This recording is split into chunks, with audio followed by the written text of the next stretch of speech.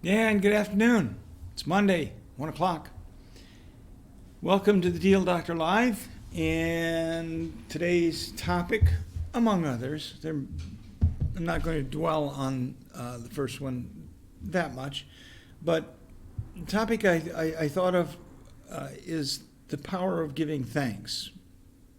I don't know, seems seasonal. Thursday is Thanksgiving, and this will be a Thanksgiving that will be be unlike any other that any of us have experienced. For some, there will be people who are missing around the table, some tragically and some by choice. But we still have things to be thankful for, and I hope that we can all take a moment to step back and say 2020's been a tough year. It's been an unprecedented year in many, many ways. But we're still here, most of us anyway. We still have a pretty fair economy. There are some areas that are of major concern, like the restaurant business, and I encourage you to support your businesses that are shuttered right now. It's important, but we have a lot to give thanks for, and I hope that we take a moment and step back from all of the chaos and angst that we see on social media and say thank you. And here's why. I have a neighbor. Her name is Grace. Grace is a dear lady, a few years older than I am, but not quite as mobile as I am because of some health issues and so on.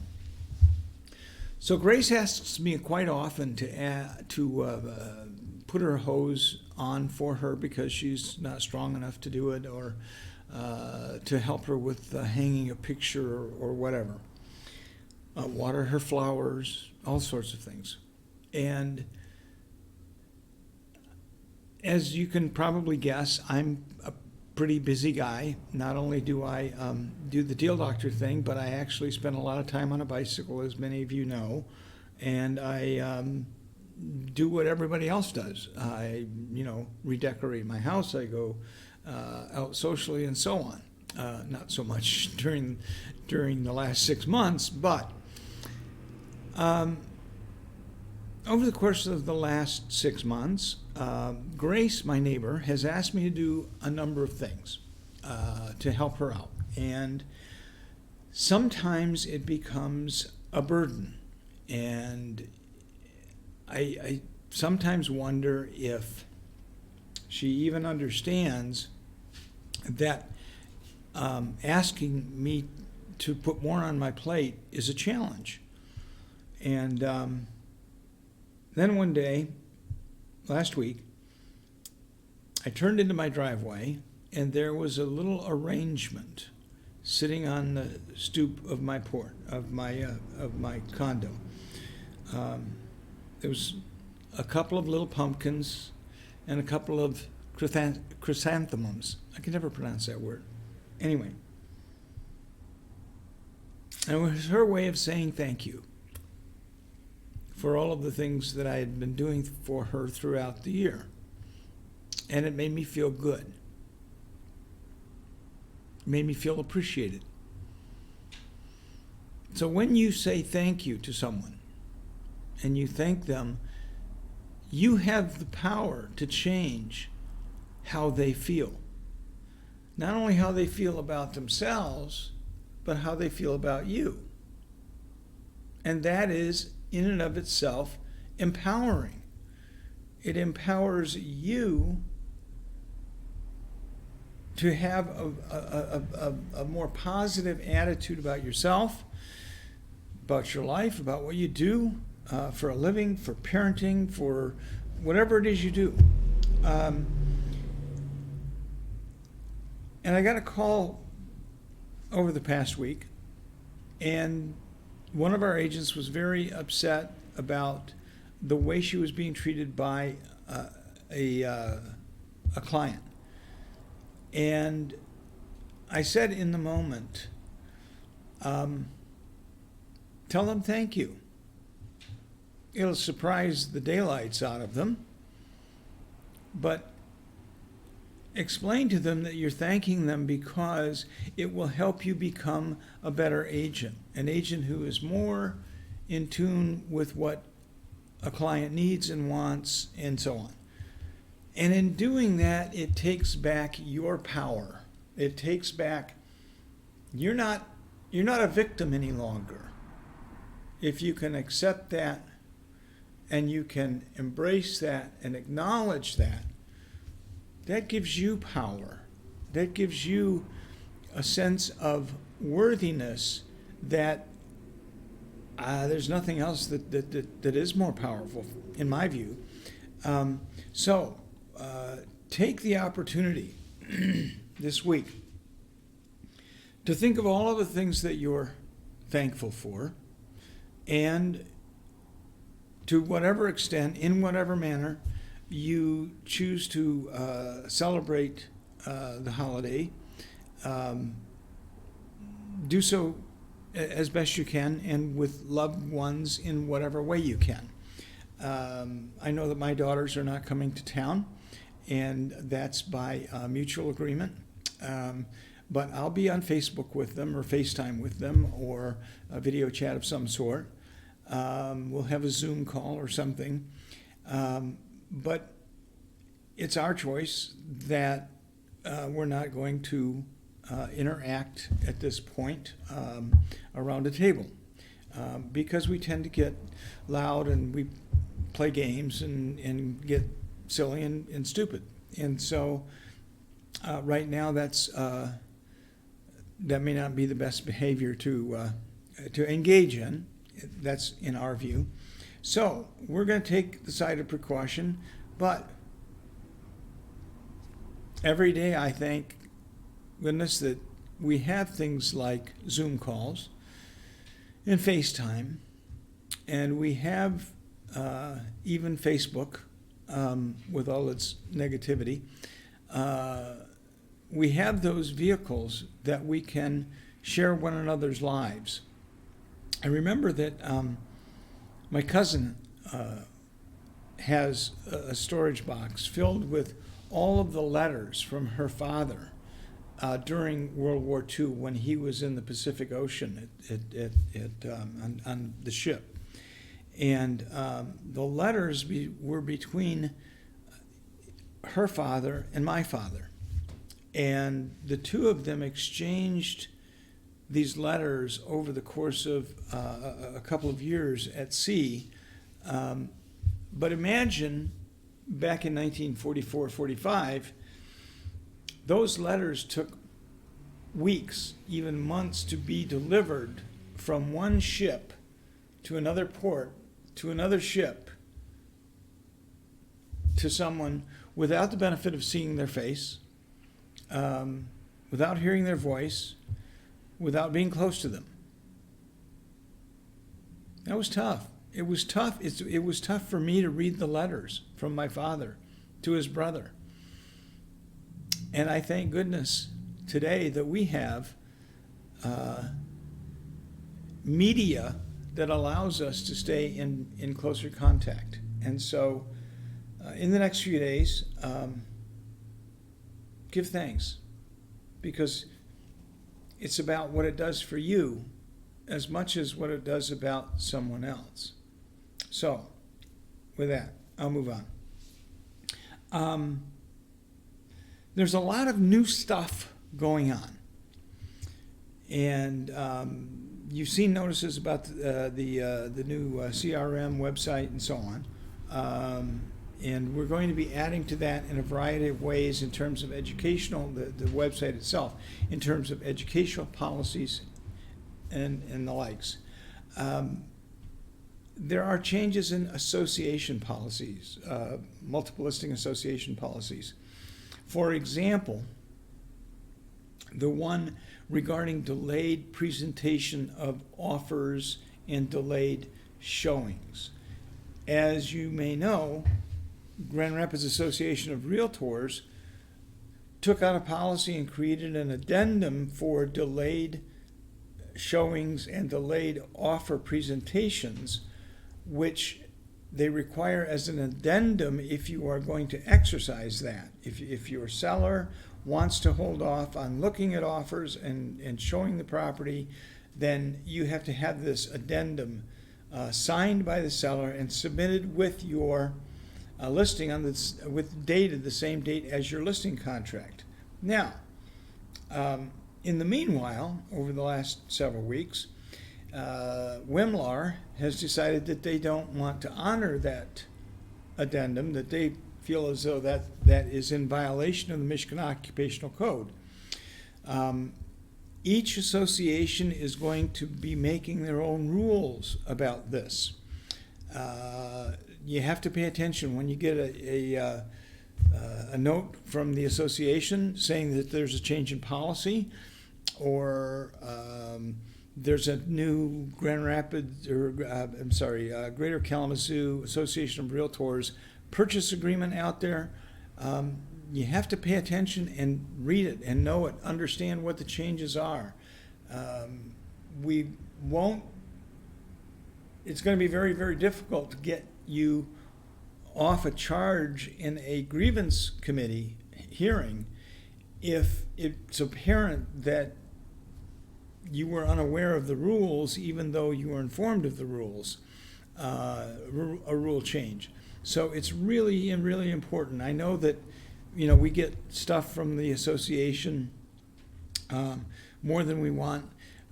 We get a lot of emails from 5-Star, and it's hard to sort through them sometimes, but the important ones, like getting a new website, having new association rules, those are all things that are really important for you to be aware of. So make sure you read your emails and the weekly updates from your association if they have them, and so on. It's full of a lot of stuff.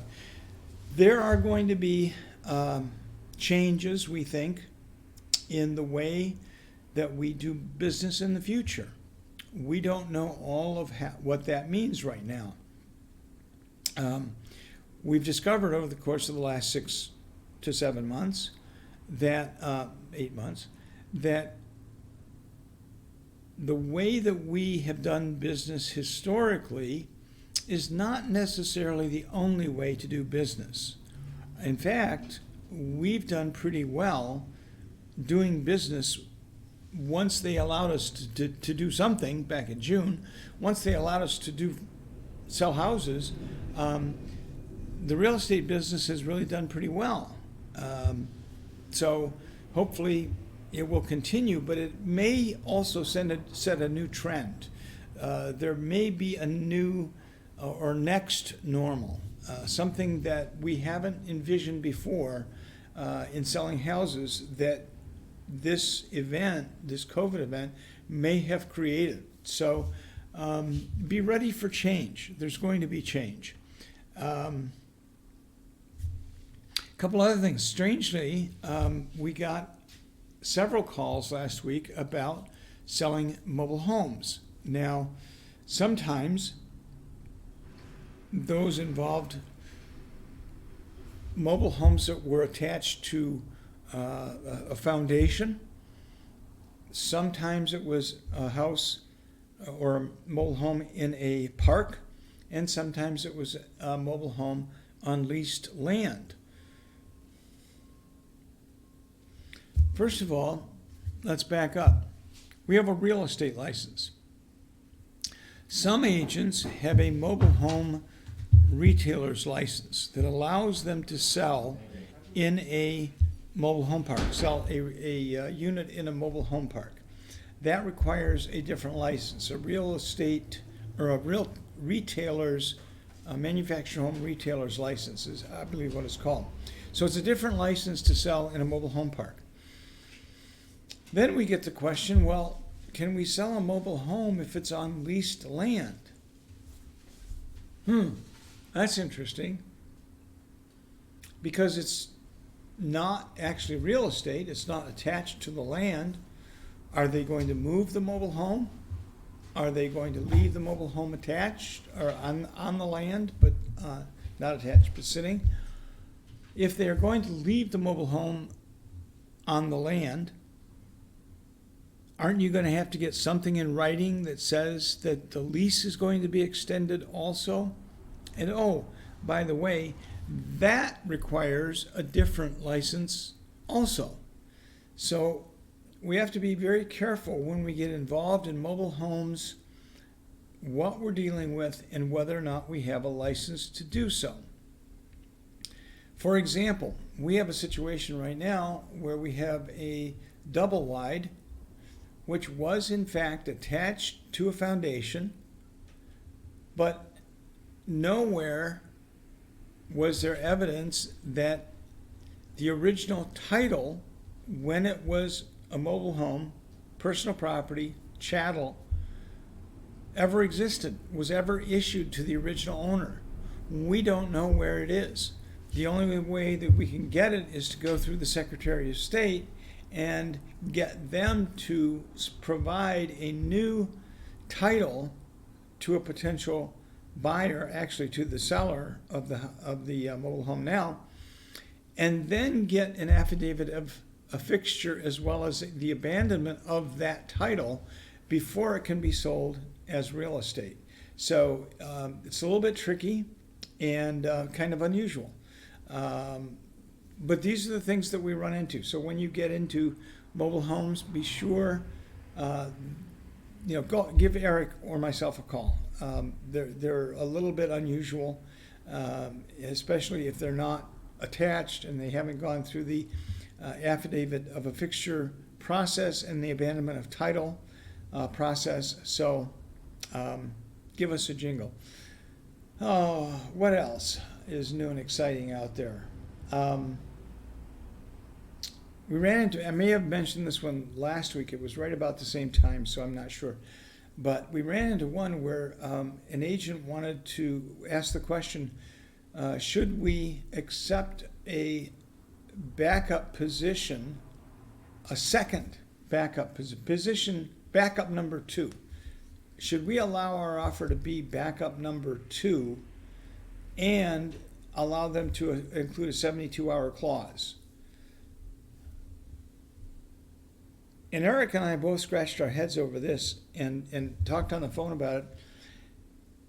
And both of us wondered, why in the world would you do that? What buyer would want to be in a position of waiting to find out whether the first offer fell through, then the second offer fell through, and then finally you get to the head of the line, and now 3 days before the closing, the seller has the right to say to you, oh, by the way, you have to remove a contingency or else I'm going to accept this other offer that just came in.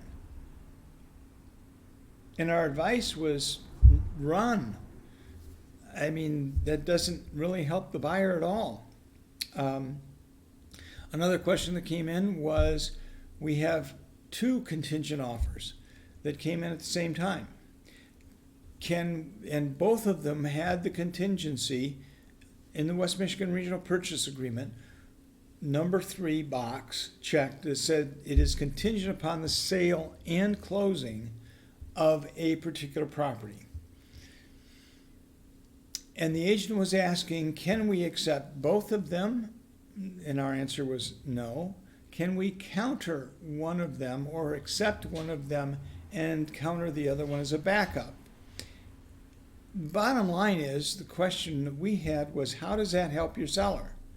Because right now, those offers are both contingent upon delivery of an underlying transaction, right? So until one of those offers presents an underlying transaction, you're not going to be able to act on it anyway. The house is still going to be in a foot race for whichever buyer gets an underlying transaction on their property. So my advice to the agent was, I would simply say, hey, thanks for the offer, really appreciate it. We'll certainly consider this once you have an underlying transaction in hand, and provide it to us, deliver it to us, so that we can review it and make sure that there's not anything that is a concern to us before we accept your offer.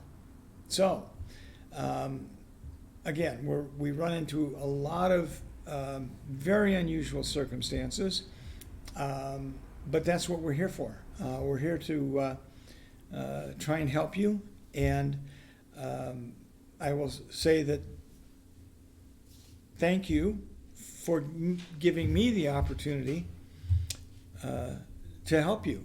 It feels good to be able to give back to a community of agents after more than 30 years in the business, whatever I've learned along the way and whatever answers I can get for you. So thank you. I appreciate it. Have a wonderful Thanksgiving. I'll see you here next week. Thanks.